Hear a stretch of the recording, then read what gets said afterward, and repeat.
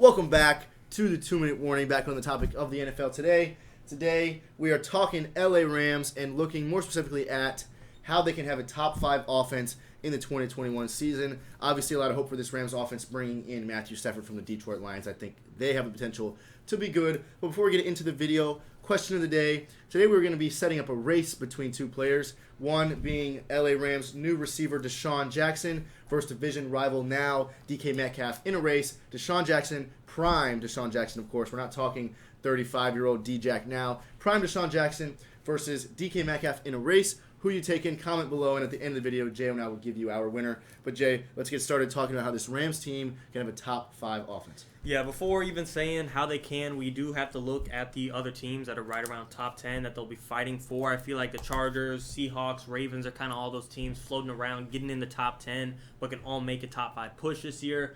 But just depth-wise, I do think Stafford and the Rams can outbeat those. I like Wilson over Stafford by themselves. But receiving core, I like DK Metcalf over the Rams, number 1. But I'm going to take the depth of Cooper Kupp, Robert Woods, Van Jefferson, prime Deshaun Jackson, or old Deshaun Jackson, and Tyler Higbee over the Seahawks, the Ravens. I like Lamar, but I'm going to take a guy that can throw through the air versus a guy that can run on the ground, especially when you're facing, I don't want to say facing a Rams defense, so only about offense.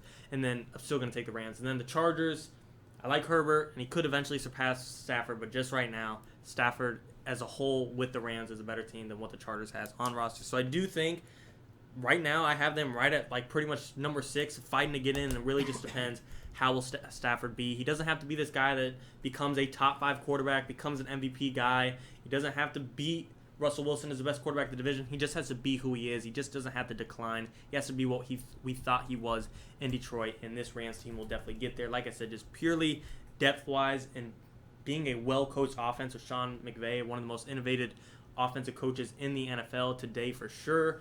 And then, like I said, Cooper Kupp, Robert Woods, Van Jefferson, Deshaun Jackson, Tyler Higbee. You got your great combination of hands and speed all around that receiving core that Matt Stafford has never dealt with before. Yeah, for me, the key is going to be, of course, no real surprise, Matthew Stafford. Is he going to be as good as we hope he is? I know, obviously, in Detroit we had a good idea of how good he was, but he never accomplished anything, and that was probably because of the team around him. But Matthew Stafford has got to be good. Now, how good? Well, he's got to be, in my opinion, significantly better, or definitely better to a pretty large extent than Jared Goff, which I don't think is going to be that hard. But with Jared Goff under center at the Rams, it was all about the defense. They're Jalen Ramsey, Aaron Donald, John Johnson at safety, who's now gone, but that's not the point. It was all about the defense, which made the Rams a good team. Now the defense is still good. Maybe drop a few spots this year in power rankings on defense. But Matthew Stafford has to be better than Jared Goff enough to put this Rams offense on the map instead of just their defense. You mentioned the receiving depth. I mean, like you said, you compare to other teams, say the Browns, good backfield in Cleveland, but not good receiving depth, at least compared to the Rams with Jefferson and Woods and Cooper Kupp. So you kind of nailed it on the head with the receiving depth. I like that point a lot. I think Cam Akers can carry a lot more weight. Maybe not more weight than people think, but I think he can carry a lot of weight. He's only going into his second year, but showed a lot of promise last year, runs the ball well, catches the ball well out of the backfield. But above all, Matthew Stafford is the key. He's got to be good. Yeah, and earlier I said I have that number 6. I guess I should tell you guys who I have ahead of them. Not in any order, but the Bucs, 3-9 and Tom Brady, and the whole receiving core, they're definitely going to be in there. And a possible addition of AB back to that team was definitely solidify that. Aaron Rodgers and the Packers with Devontae Adams, they're in there. Kansas City Chiefs, they're in there. Buffalo Bills, Stephon Diggs, Josh Allen, they're in there. And the Browns. Sanders now.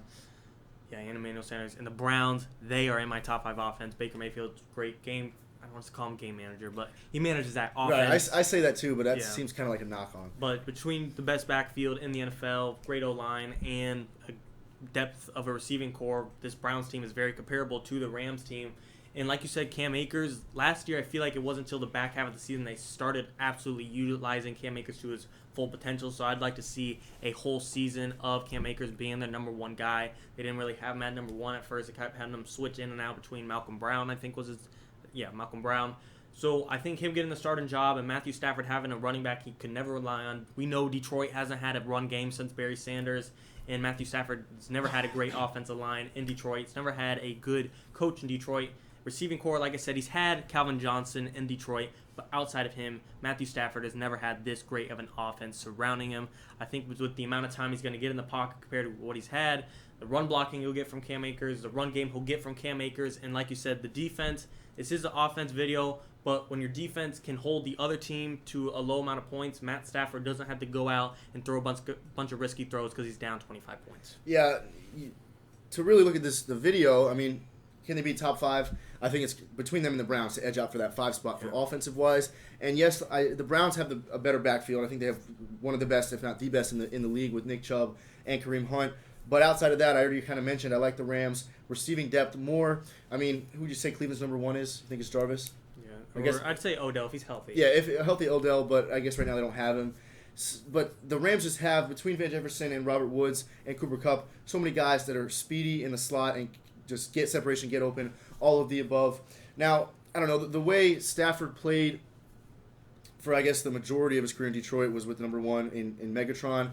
I don't know who he'll find a number 1 spot in L.A. I don't know. Cooper, just the reliability. Right, he does get open a lot. So that'll be interesting to see. But like I said, Jared Goff, he's got to be able to be better than that. Jared Goff, last couple years, 20 touchdowns last year, 22 the year before, 32 the year before, actually had a good year. But for the most part, Jared Goff was not lighting up any offensive statistics. And I think Matthew Stafford, of course, needs to be better than him and will be.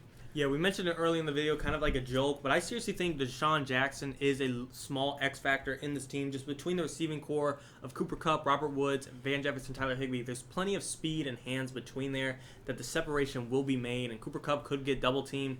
That DeSean Jackson, if he's healthy, this is all dependent on him being healthy, of course. That hasn't happened in a while, so the Rams are asking for a lot out of that alone. But I just think even at 34 years old, DeSean Jackson can burn a corner on a straight, post route, anything. I do think that speed is due for anywhere between 2 and 6 touchdowns this year just on a quick burn route, and it'll be surprising and shock a lot of teams. It could actually carry them, not only their offense in the regular season statistically, but late in the postseason it could come in clutch. Just a couple quick plays that DeSean Jackson is available for. Yeah, I really like what the Rams do with this receiving core as far as yards after the catch. I just remember off the top of my head, last year the Rams edged out a win over the Bucs, where I think Robert Woods had like 100-something yards total and just shy of 90 after the catch. So it's just, that's one specific example.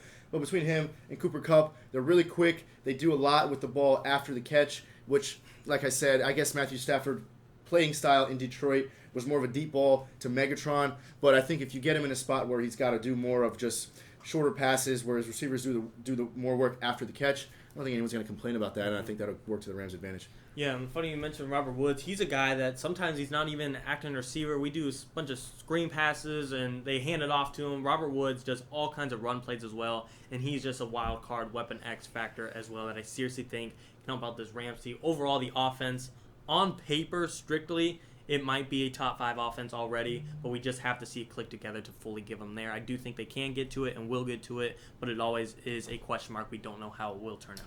Yeah, and the good thing for the Rams, for you Rams fans, you had a number 1 defense last year. You lose John Johnson and Troy Hill. And your defensive coordinator. That's okay, right, thing. And that's true. Brandon Staley to the Chargers. But you lose 2 pretty key guys in the secondary and a defensive coordinator. But we're still hopeful for the Rams to have top 5 defense still. Maybe the star powers there. Right. You still got Aaron Donald. That's the biggest thing. You still got Jalen Ramsey. So we're looking at a potential top 5 defense, likely top 5 defense still, and we're arguing for a top 5 offense. The Rams are going to have a good year, I think. Yeah. I think Matthew Stafford comes up big for this team. But that's our take for how the Rams can have a top 5 offense. For me, it's really just Matthew Stafford is the key. And you mentioned a lot about their receiving core. I think will be good. 100%. But as far as a question of the day, again, you got a prime DeSean Jackson and a prime prime DK Metcalf. Or right now, DK Metcalf in a race. Who are you taking? I think I'm going to go with DK Metcalf strictly due to the fact DK is probably 22, 23, and I think a lot of guys hit their prime in 24, 26. So DK's already running a 4.3, and I think he could get faster. I'm going to roll DK because I think he's not even at his prime yet. Yeah, I think, yes. I just said prime DK, but arguably he's not there yet. He's still really young. I think I'm going to go DK as well. D-Jack is a special player and always will be, but I don't think we've ever seen a combine like we saw when DK Metcalf did his combine. So I think he'd be the winner of that race. Guys, thanks for watching. 2 Minute Warning.